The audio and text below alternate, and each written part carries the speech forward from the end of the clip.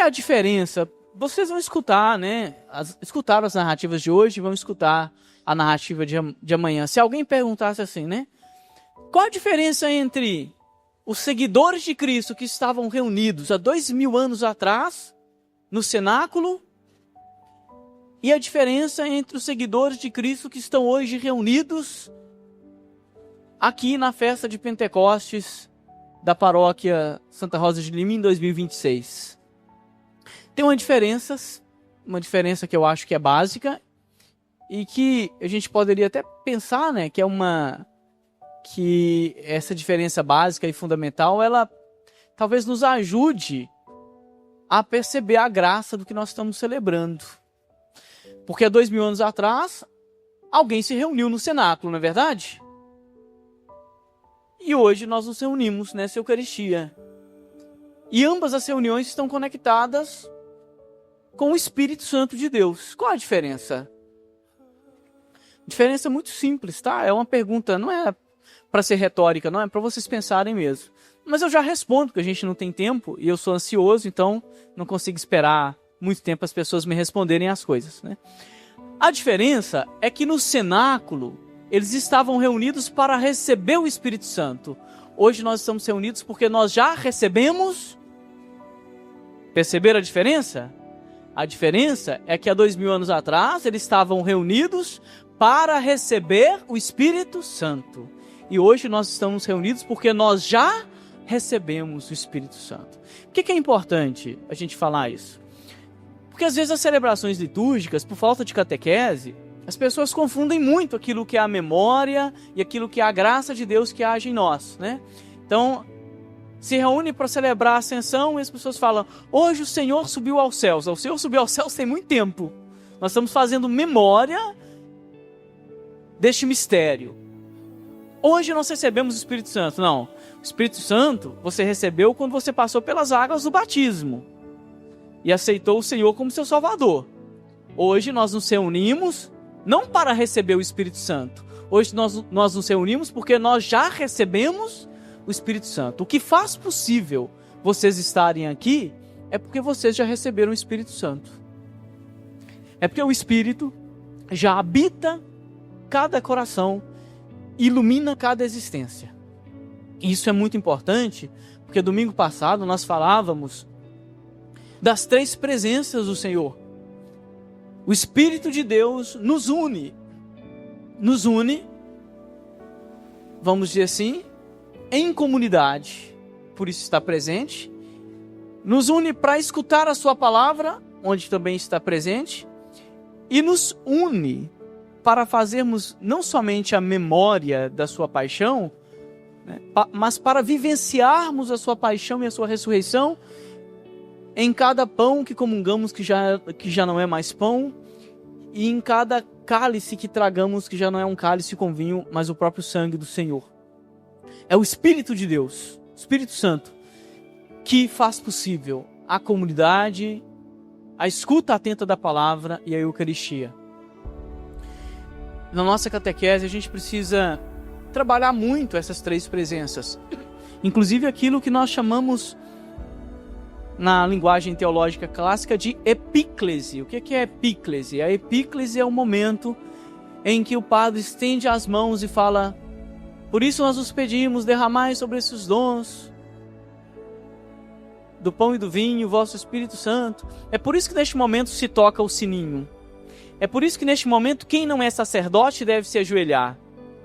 E até o sacerdote que não está presidindo a Eucaristia, porque eu posso chegar simplesmente de férias numa paróquia e assistir uma missa, porque se cristão não tira férias de missa, imagina o padre, né? Então não estou concelebrando. Se eu estou lá, eu me ajoelho, reconhecendo neste ato da epíclese a invocação do Espírito Santo sobre os dons do pão e do vinho. Então olha só, o Espírito Santo se faz presente do início ao fim, é Ele que nos reúne em comunidade, porque como diz Paulo, Jesus sendo a cabeça deste corpo que é a igreja e nós somos os membros, a coesão desses membros é o Espírito Santo. É Ele que nos liga, é Ele que dá, vamos dizer assim, essa cola bendita que nos conecta em corpo e alma com a igreja. E aí vem a última parte dessa homilia. Além da alegria, que é conhecida na nossa literatura cristã católica como o fruto primordial do Espírito Santo, porque aquele que recebe o Espírito Santo de Deus e tem consciência de que recebeu, até nas maiores desgraças é capaz de reconhecer a graça e de se alegrar no Senhor. Por isso, alegrai-vos sempre no Senhor, nos diz a nossa tradição escriturística. Além daquilo que seria a graça da alegria, um outro sinal do Espírito Santo de Deus na nossa vida e na nossa igreja aparece de alguma forma hoje prefigurado na primeira leitura que nós lemos, e aparecerá na segunda leitura ou na primeira leitura, acho que na primeira leitura de amanhã. E eu sempre faço essa mesma comparação porque para mim não é falta de repertório, é porque ela é rica, né? Na primeira leitura de hoje nós escutamos que os homens, querendo chegar a Deus, resolvem construir uma torre. Ouviram isso? E aí Deus manda, né, Deus, entre aspas, manda um espírito de confusão. E aí eles não conseguem chegar aos céus, construir essa torre, porque não falavam a mesma língua. Então, se eu peço tijolo e você me entrega serrote, não tem como construir uma torre. Então, diante da arrogância do ser humano, e essa arrogância continua no nosso coração de querer alcançar a Deus pelas nossas próprias mãos, é a arrogância da falsa piedade. Outro dia um jovem confessava comigo: padre, eu estou achando que eu estou muito arrogante, porque eu estou achando que eu estou muito próximo de Deus, estou começando a julgar os outros. Então abre o seu olho, que bom que o Espírito Santo tocou no seu coração e viu que tem uma conduta sua aí que destoa daquilo que é a espiritualidade, porque uma marca da espiritualidade é a humildade. Então, diante da arrogância do homem de querer alcançar a Deus, ele recebe um dom de confusão. Isso é uma espécie de explicação de como nascem as línguas lá no Antigo Testamento. E existe um espírito de confusão que dispersa. Contrariamente a esse espírito de confusão que dispersa do Antigo Testamento, o Pentecostes é um espírito de união.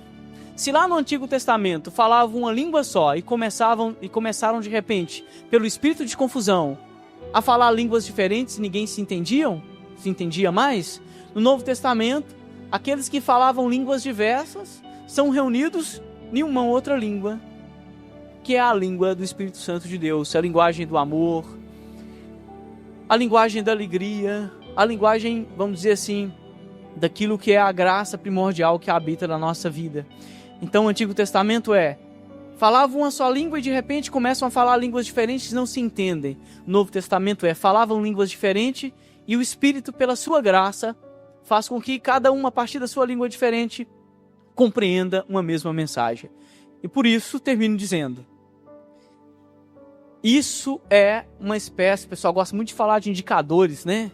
Nós temos um pessoal do RH aí que adora os indicadores, né? Qual que é um indicador que a empresa está produzindo mais ou produzindo menos, ou que nós estamos tendo uma comunicação assertiva? O pessoal adora, do RH eles gostam de repetir esse discurso, né? Brincando com o pessoal do RH aqui.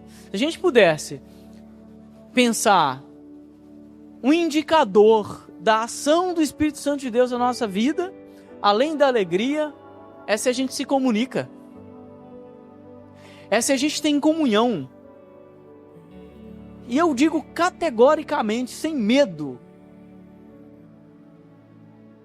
que as rupturas e a falta de comunhão é obra do espírito do maligno. Não pode ser obra do Espírito Santo de Deus. Isso é tão triste que desde o início, quando a gente está ensinando uma matéria chamada Teologia Fundamental, que é uma matéria muito importante no curso de teologia, ela é das primeiras, né? É quase como se fosse o cálculo para engenharia, tem que passar por ela. A gente sempre fala isso. Os santos padres, você sabe que nós tínhamos 5 igrejas primitivas, né? A gente chama de pentarquia, né? Alexandria, Antioquia, Jerusalém, Roma e Constantinopla. E essas igrejas primitivas, tem que estudar a história do cristianismo para não ficar voando, né? A gente não conhece a nossa história. Elas tinham seus patriarcas, que seriam os papas, né? Por exemplo, nós temos o Papa o Leão XIV, é o nosso patriarca. Mas o patriarcado de Alexandria continua tendo o patriarca deles, de vez em quando eles se reúnem. E aí quando começou a confusão, as divisões, os primeiros cismas, que a gente pensa que os cismas começou com Lutero, nada, nos primeiros séculos já tinha cismas. Os teólogos falavam que isso era uma vergonha para nós. Porque a divisão da fé, quando alguém divide a fé, ele está fazendo aquilo que os soldados romanos não fizeram. Quando Cristo foi crucificado, eles repartiram tudo. A única coisa que ficou inteira foi a túnica, lembra disso? Não vamos dividir a túnica. As divisões dentro da igreja é o sinal de que o diabo entrou no nosso coração. Isso é categórico. Onde tem o Espírito Santo de Deus, o que existe é comunicação e união. Se existe divisão, existe outro espírito agindo. Por isso o nosso compromisso, né, na nossa paróquia, de trabalhar aquilo que é a comunidade, a comunhão entre as pastorais, a comunhão entre nós, né? E aí, meus irmãos, última frase bem carinhosa para vocês. Sejam gentis e educados nas pastorais. Nós não podemos confundir comunicação assertiva e seriedade na comunicação, que é seja o seu sim, sim e o vosso não, não, com grosseria, com falta de educação, com coisas que promovem desunião na nossa paróquia. Nós não podemos confundir aquilo que é a honestidade no falar, meu irmão, isso aqui não está muito bom não, com a semente de Satanás da grosseria. Quantas pessoas vão embora das nossas comunidades porque nós somos agressivos no falar? A gente confunde verdade com falta de educação. A verdade ela só funciona se ela for uma verdade com caridade, que aliás foi o lema que guiou a minha gestão desde o início nessa paróquia. Quando eu cheguei aqui, a primeira coisa que eu falei com vocês é: vão encontrar a verdade com caridade e caridade na verdade. Não esperem de mim uma postura de mentira. Mas eu sou um sacerdote. E antes de sacerdote, um cristão. Que acredito, como todos vocês, ter recebido o Espírito Santo. Que guia a minha missão. Que guia a nossa missão. E o meu maior medo é causar divisão. Falando para os seminaristas ontem, não, na quarta-feira antes de viajar, tinha lá uma leitura da quarta-feira. Para quem foi à missa na quarta-feira deve lembrar dessa leitura. A primeira leitura também o Evangelho, em que Jesus fala assim, Jesus vai fazer a oração sacerdotal e fala: Pai, eu não vos peço que tirem eles do mundo. E aí depois Jesus vai dizer assim: vai vir tempo em que aparecerão lobos ferozes para devorar, né, vocês, né, vocês serão devorados por lobos ferozes, né, vão atacar o rebanho. E aí na partilha eu falei com o seminarista: o problema é quando a gente fica olhando os lobos de fora e esquece dos que estão dentro. A gente tem que rezar para que a gente não seja como padre, ministro da Eucaristia, catequista, diácono, músicos. A gente tem que rezar para que a gente não seja o lobo. Para que a gente não seja mais um lobo. Cuidado. Porque nós temos mania de ficar procurando o lobo fora. E de repente ele está dentro. E é dentro de você, não é dentro porque está do seu lado, não. De repente o lobo é você.